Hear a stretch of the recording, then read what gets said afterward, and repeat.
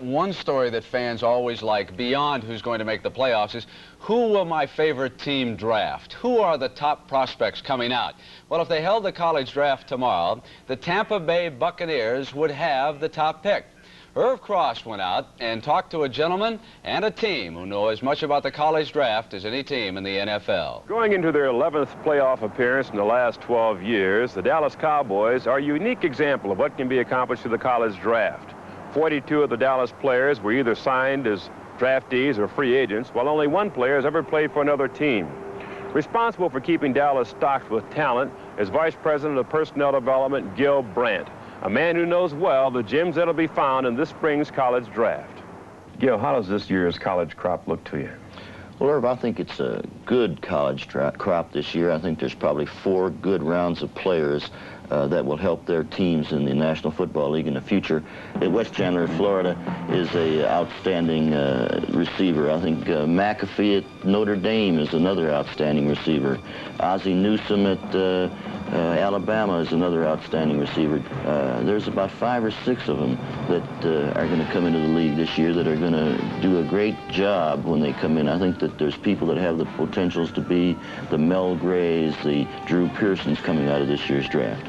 Well, I think that it's an unusual year as far as quarterbacks is concerned. I think that Doug Williams of Grambling has great potential in professional football. He has a strong arm. He's 6'3". He has everything that you look for in a quarterback. I think that where he is drafted in this year's draft is going to depend on what he does in the Senior Bowl game this year, the East-West game. Do the Cowboys put much emphasis on evaluating players in bowl games?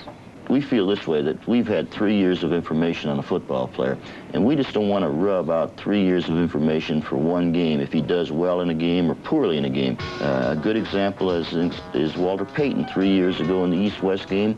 Walter Payton carried the ball 14 times for 42 yards or 3 yards per carry. I think if you drafted Walter Payton off of his performance in the East-West game, he wouldn't have been the 3rd player picked in the draft. The most likely #1 pick in the pro draft is Heisman Trophy winner Earl Campbell from Texas. Before the 1977 season, the #1 Heisman candidate was Terry Miller, who rushed for over 100 yards 27 times and gained almost 5,000 yards at Oklahoma State. Well, Irv, I think you can take Terry Miller and Earl Campbell and quit right there. I'd just like to draft those two and forget about the rest of the draft. Earl Campbell is just an absolutely super running back. I think he's going to come into the National Football League and be an instant hero. He has all the qualities and ingredients that you look for in a top-flight running back.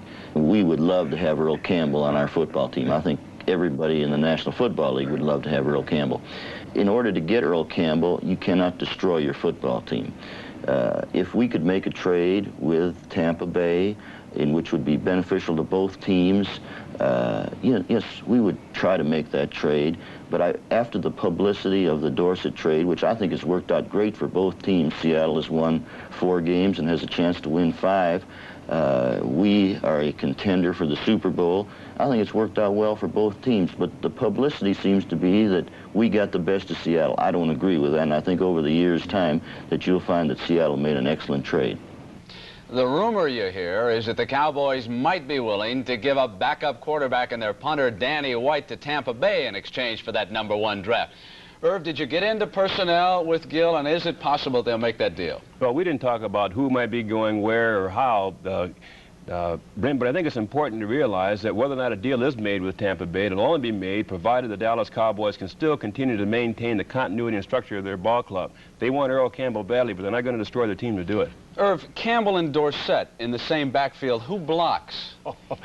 The offensive line. All right. The NFL Today will continue on CBS in just a moment.